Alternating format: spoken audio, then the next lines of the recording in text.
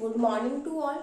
Today we discuss chapter second part second. Chapter second का part second हम लोग discuss करेंगे। लास्ट वीडियो में हम लोगों ने पार्ट फर्स्ट डिस्कस किया था न्यू किंग्स एंड किंगडम्स की, किस तरह से जो न्यू किंग्स आए थे और उन्होंने अपने किंगडम स्टैब्लिश किए थे उसके बारे में।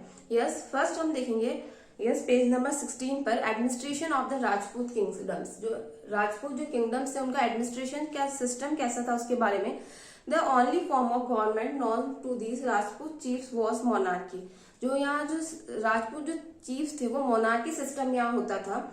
किंगशिप वॉज हेरिडेटरी, मतलब किंगशिप क्या थी, हेरिडेटरी। लाइक जो किंग है उनके जो सन होते थे वही क्या बनते थे, अगेन किंग बनते थे और वापस उन्हीं के बेटे। लाइक फैमिली की grandfather king, then father king, now son is king. इस तरह से वहां सिस्टम चलता था। मोनार्की साम्राज्य की पीढ़ी दर पीढ़ी वो लोग ही राजा बनते थे।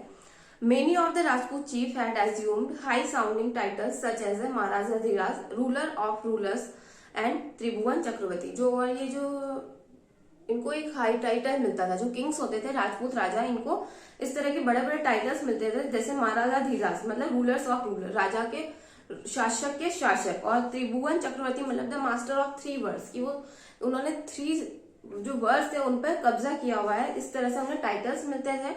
But in reality the Kings power were restricted because of three reasons. But जो कुछ तीन वजह थी, जो इनकी जो पावर्स थी, जो राजपूत जो किंग्स थे उनकी पावर्स क्या होती थी, लिमिटेशंस हो जाती थी या रिस्ट्रिक्शन में थी। फर्स्ट देखिए, the ruler depend on feudatories of सामंत who maintain troops and help them in time of war. First जो यह रीजन बताया है कि जो रूलर्स किस पर डिपेंड थे, फेड्यूटेटरीज। आपको न्यू वर्ड्स में भी फेड्यूटेटरीज का मीनिंग बताया, सामंत, कि जो जब राजा किंग जो वॉर के लिए जाते थे, तब जो फेड्यूटेटरीज होते थे वो उन्हें किसकी सप्लाई करते थे, मिलिट्री की सप्लाई करते थे, उन्हें सेना देते थे लड़ाई करने के लिए, ट्रुप्स देते थे। सेकंड जो रीजन है, they rule according to well establish law and tradition of the land. इसके अलावा जो सेकंड रीजन यह बताया है कि जो उनका जो ट्रेडिशन था वो ओल्ड ट्रेडिशन ही फॉलो करते थे, उसमें कोई न्यू चेंजेस वो लोग नहीं लेकर आते थे। और फिर थर्ड है, the learn Brahmins and association peasants trader also prevented them to becoming too powerful. इसके अलावा जो ब्राह्मण्स वगैरह होते थे, ये एसोसिएशन ऑफ पीजेंट्स होती थी, या जो ट्रेडर्स की जो एसोसिएशन होती थी, प्रिवेंटेड फ्रॉम बिकमिंग, वो उनसे पावरफुल हो जाते थे क्योंकि कुछ पावर्स उन लोगों के हाथ में चले जाते थे, इसलिए। तो इस तरह से कुछ इनकी लिमिटेशंस थी। पीजेंट्स मीन्स होता है कि जो लाइक आपने रेंट पर कोई अपना जो लैंड दिया हुआ उसके बदले आपको रेंट मिलता है और वो वहां पे उस लैंड को कोई यूज करता है। लाइक पुराने टाइम में क्या होता है, किसान लेते थे, जो फार्मर्स होते थे वो यूज करते थे और उसके बदले वो क्या देते थे, रेंट देते थे। देखिए फिर फाइनेंस एंड रिसोर्सेज के बारे में, there were many sources of income. जो किंग थे तो उनकी इनकम का क्या सोर्स होगा, ऑब्वियसली किंग कोई काम तो वो एग्रीकल्चर या कोई काम वो नहीं करते थे, तो उनके पास पैसा कहाँ से आता था। देखिए तो टैक्स, जो मनी जो आती थी वो टैक्सेस से आती थी। Land revenue obtained from the peasants, जो पीजेंट्स थे जिनको लैंड वगैरह दिया हुआ उनसे आती थी। फिर देखिए tax on goods carried by road on boat और शिप। इसके अलावा अगर जो गुड्स है वो बाय रोड जा रही है, बाय वाटर ट्रांसपोर्टेशन के थ्रू जा रही है, बाय बोट के थ्रू जा रही है, तो उसके ऊपर वो लोग टैक्स लगाते थे। थर्ड है इनकम फ्रॉम माइंस। माइनिंग जो वर्क होता था, खुदाई का काम, जो माइंस वगैरह होती थी उनसे लिया जाता था tax. Income from cattle keeper and artisans. इसके अलावा जो पशुपालन का काम करते थे आर्टिसंस, कलाकार थे, जो बर्तन वगैरह बनाते थे या लोहे का कोई सामान बना रहे हैं, ज्वेलरी वगैरह बना रहे हैं या बास्केट वगैरह बना रहे हैं लकड़ी की, तो उनसे वो लोग क्या करते थे, टैक्स लेते थे। Land revenue was usually 1/6 of the produce of the land. और जो टोटल प्रोडक्शन लैंड में होता था उसका 1/6 पार्ट वो लेते थे as the tax. We do not know the rate of other taxes. इसके अलावा जो अदर टैक्सेस जो गुड्स वगैरह पर लगाते थे वो लोग, या आर्टिसंस या ट्रेडर्स पर लगाया, उसका कोई आइडिया नहीं है। अब आइटम ऑफ एक्सपेंडिचर कि उनके क्या क्या आइटम्स थे एक्सपेंडिचर्स के। देखिए the revenue generated from the about sources are use for maintenance of royal family and construction of temples and forts.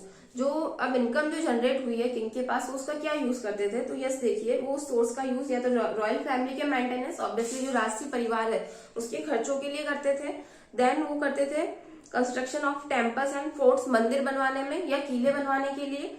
They were also used to fight wars because the Rajput chiefs were constantly fighting among themselves. इसके अलावा वो क्या constantly क्या जो fighting उनकी चलती रहती थी, तो फाइट वो वॉर वगैरह के ऊपर भी क्या होते थे, एक्सपेंसेस होते थे। ऑब्वियसली जो आर्मी वो लोग ले जा रहे हैं और उसके अंदर जो टूल्स वगैरह वेपन्स वगैरह यूज होते थे तो उसके में एक्सपेंडिचर होता था।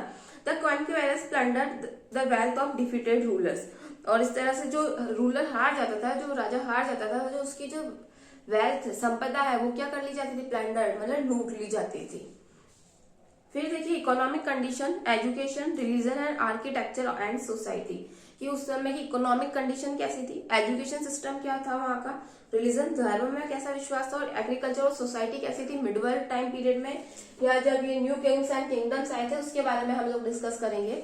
यस देखिए economic condition, agriculture continue to be the main occupation of the people. जो एग्रीकल्चर उस समय लोगों का मुख्य जो वर्क है या मेन ऑक्यूपेशन क्या था, एग्रीकल्चर था। Many craft have developed in the country, काफी सारे क्राफ्ट वगैरह उन्होंने डेवलप किए थे या उस क्राफ्ट का भी वर्क करते थे, लेकिन मेन ऑक्यूपेशन क्या था उनका, एग्रीकल्चर ही था।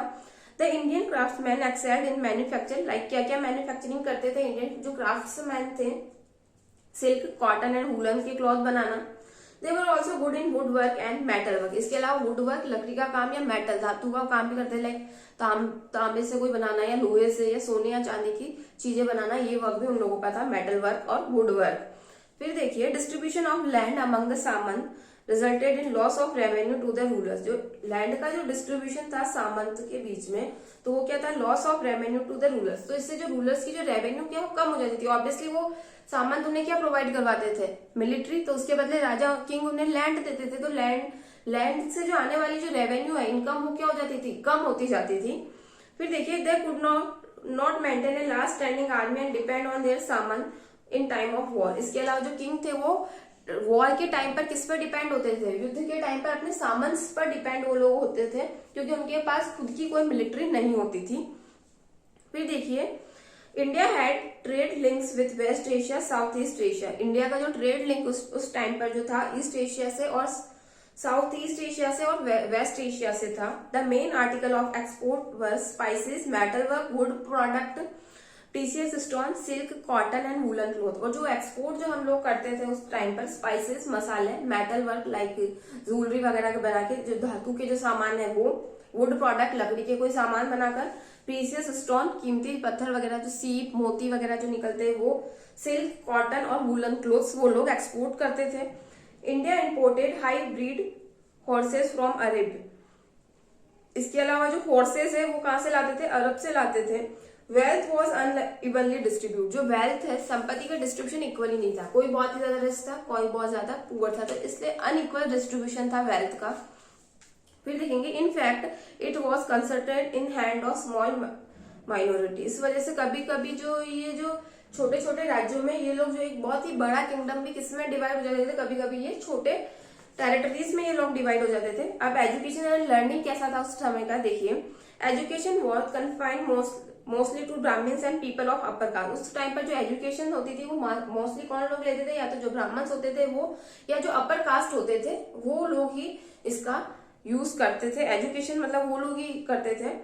Schools were held in temples and मठ, और स्कूल्स के लिए कोई अलग बिल्डिंग्स नहीं होती थी, या तो मंदिर या मठ में जाकर वो लोग शिक्षा ग्रहण करते थे। मठ मतलब होता है जो बौद्ध के जो साधु होते हैं, बौद्ध धर्म के जो साधु कहाँ रहते हैं, मॉन्क्स, मठ के अंदर रहते थे। तो या तो स्टूडेंट्स टेम्पल में जाके या उधर मठ में जाकर वो लोग शिक्षा ग्रहण करते थे, और जो ब्राह्मण्स होते थे या जो अपर कास्ट फैमिली जो से बिलोंग करते थे वो लोग ही एजुकेशन के लिए जाते थे। The main subject thought were mathematics, grammar, philosophy and religious study. और उस समय जो मेन जो सब्जेक्ट पढ़ाया जाता था वो या तो मैथमेटिक्स पढ़ाया जाता था, या ग्रामर पढ़ाई जाती थी, या फिलोसॉफी बताई जाती थी, या रिलीजियस किसी धर्म के बारे में बताया जाता था। The Nalanda and Vikramshila university in Bihar grew to be the most famous university of early medieval period. Nalanda और जो विक्रमशिला जो यूनिवर्सिटी है जो बिहार की सबसे मोस्ट फेमस यूनिवर्सिटी उस अर्ली मिडवाइल टाइम में वो डेवलप हुई थी।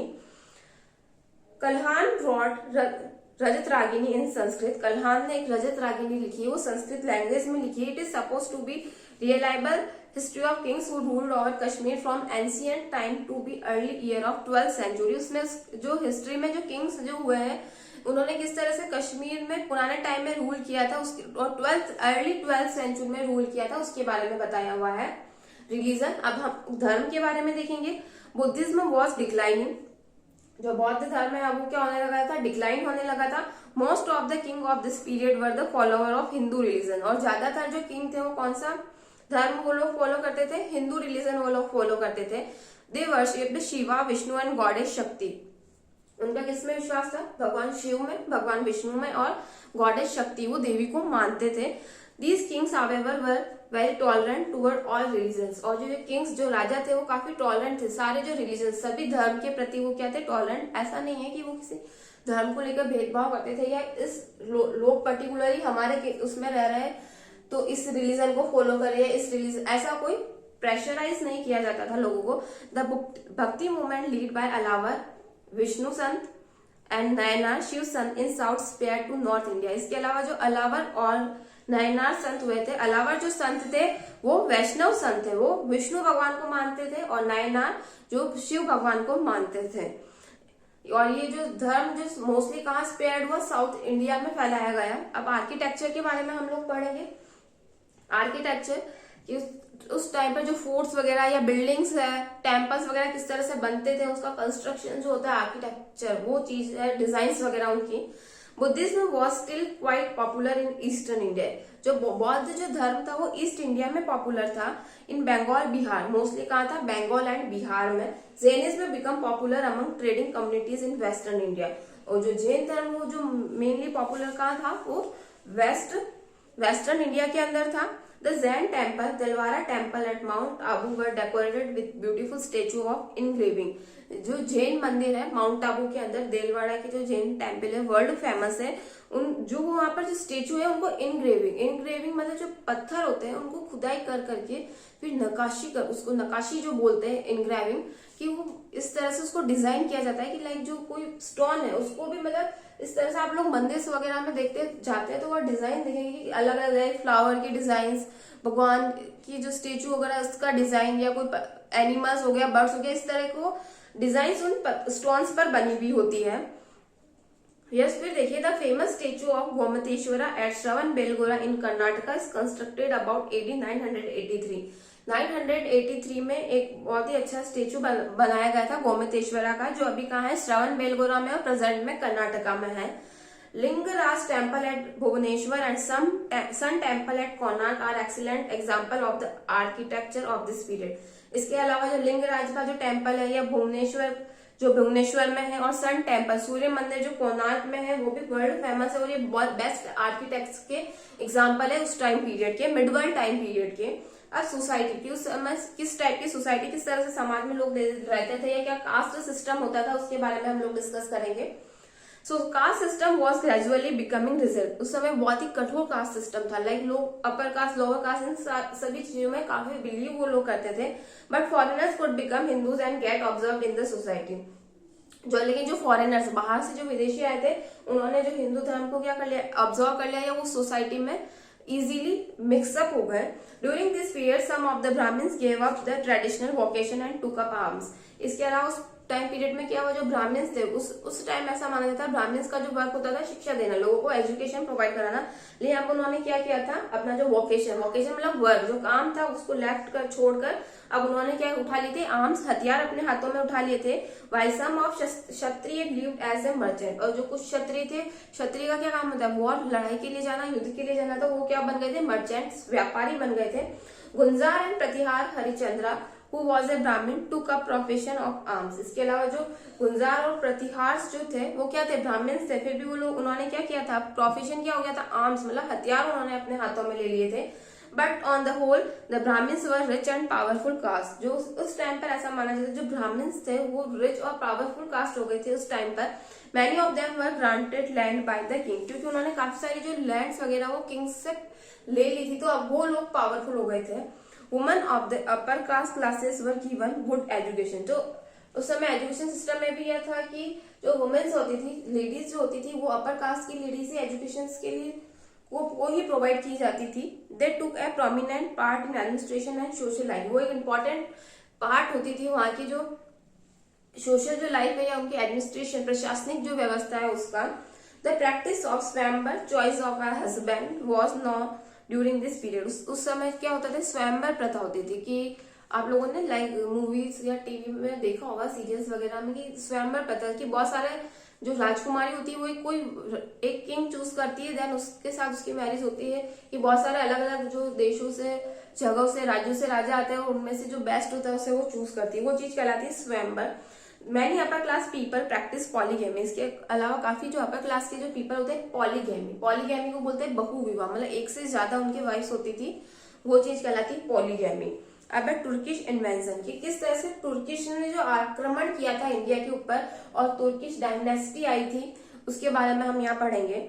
Bye the end of 10th century Turks had risen to power in Central Asia.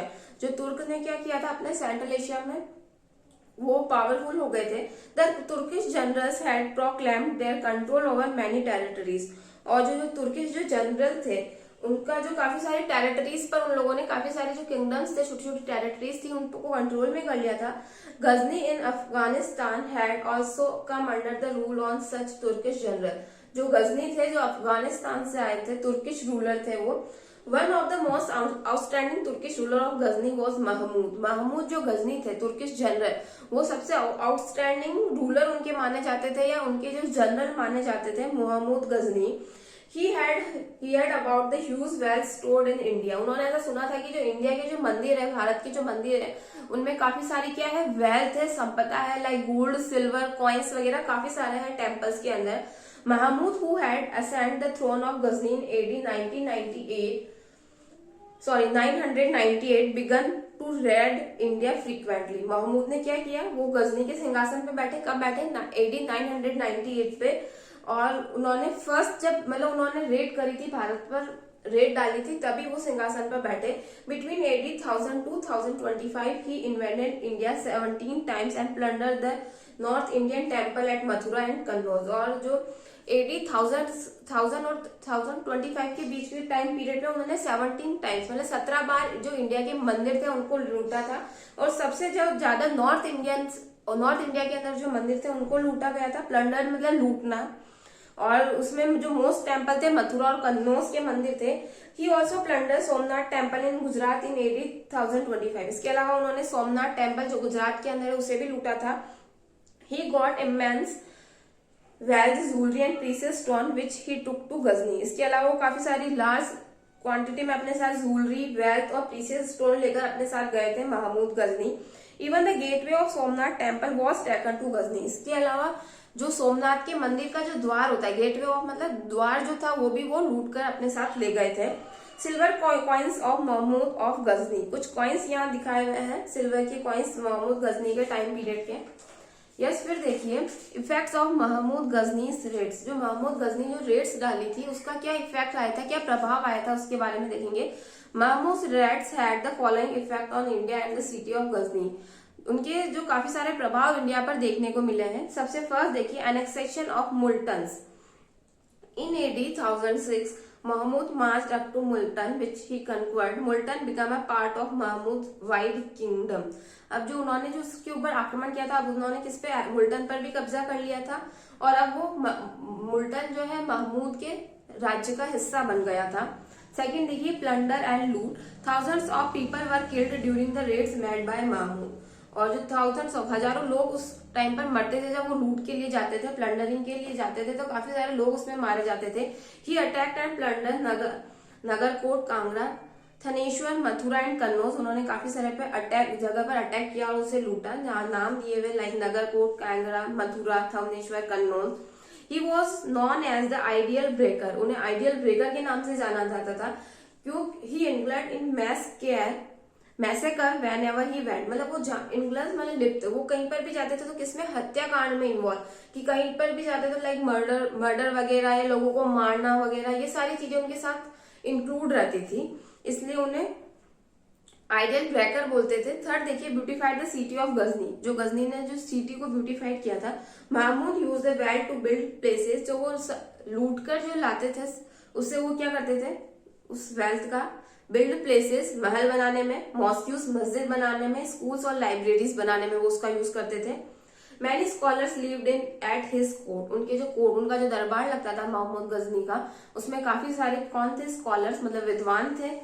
Firdausi wrote the great Farsi epic Shahnama which is an account of Mahmud life and his times. उनके time पर एक great फारसी जो थे उन्होंने लिखा है शाहनामा, जो पूरी महमूद की लाइफ के बारे में है और उस टाइम पीरियड में उन्होंने क्या क्या वर्क किया है उसके बारे में है। Alberuni a great scholar visited India during this period. Alberuni जो एक ग्रेट स्कॉलर थे, महान विद्वान थे, उन्होंने उस टाइम पर जब महमूद ने इंडिया को लूटा था उस समय उन्होंने इंडिया विजिट किया था। फोर्थ देखिए, migration of people in large number. अब महमूद के टाइम पर काफी सारे लोगों ने क्या किया था, माइग्रेशन किया था। देखिए, Mahmud invention open India to migration of people, मतलब जब महमूद ने आक्रमण किया था इंडिया पर तो काफी सारे लोग आने के लिए, इंडिया आने के लिए फ्री हो गए थे। वो came as a soldier, trader and worker. कोई एक सोल्जर सैनिक के रूप में आ रहा था, कोई ट्रेडर व्यापारी के रूप में आ रहा है, कोई वर्कर काम करने वाले के रूप में आ रहा था। Many Muslim preachers also enter India. इसके अलावा प्री टीचर्स मतलब उपदेशक, जो मुस्लिम धर्म को फैलाने वाले भी या उनके बारे में जो उपदेश देते हैं वो भी काफी सारे लोग आए थे। Many Sufi sant from Iran came to India. काफी सारे सूफी संत आए थे ईरान से इंडिया की तरफ। They preach love and devotion of God. और उनका जो मानना था कि हमें जो भगवान में विश्वास करना चाहिए, डिवोशन, भगवान की भक्ति के लिए। Mahmud had no ambition to set up an empire in India. Mahmud अपना कोई एम्पायर, साम्राज्य इंडिया के अंदर नहीं सेटअप करना चाहते थे। He died in AD 1030। उनकी जो मृत्यु हुई वो AD 1030 में हुई। The empire of Ghazni disintegrated rapidly after Mahmud's death. जो गजनी का जो एक बहुत बड़ा एम्पायर था, उनकी डेथ के बाद अब वो क्या छोटे छोटे उसके डिवाइडेशन या छोटे छोटे पोर्शंस उसके हो गए। For about 150 years India was free from foreigners attack after his death. लेकिन महमूद की डेथ के बाद 150 साल तक इंडिया पर किसी भी ने आक्रमण नहीं किया, किसी भी विदेशी ने आक्रमण नहीं किया। देखिए, महमूद गौरीज इन्वेंशंस, कि महमूद जो गौरी ने किस तरह से इन्वेंशन आक्रमण किया। Mahmud Ghori was the ruler of small kingdom of Ghor. Mohammad जो गौरी थे वो स्मॉल किंगडम गोहर है जो अफगानिस्तान के अंदर है, वहां के वो शासक थे। In AD 1173 he captured Ghazni and then turn toward India. उन्होंने किसको कब्जा कर लिया था, जो गजनी का जो रूलर था, राज्य था, उस पर कब्जा किया। His aim in inventing India was different from that of Mahmud of Ghazni. उनका जो एम था वो थोड़ा डिफरेंट था महमूद गजनी से। His objective was not to loot and plunder but to conquer India. उनका जो ऑब्जेक्टिव और लूटना नहीं था, उनका क्या था, उस पर कब्जा करना, इंडिया के ऊपर कब्जा करना उनका ऑब्जेक्टिव था। His first invention was directed against Multan. उनका जो पहला जो आक्रमण उन्होंने किया था वो किस पर किया था, मुल्तान पर किया था। यस, फिर देखिए, in AD 1179 he captured Peshawar. और 1179 में उन्होंने किस पर कैप्चर कर लिया था, पेशावर पर कब्जा कर लिया था। By AD 1191 Multan, Sindh and Lahore become part of the empire of Mahmud Ghori. 1191 में जो मुल्तान था और जो लाहौर और सिंध किसके हिस्से में आ गए थे, मोहम्मद गौरी के हिस्से में आ गए थे।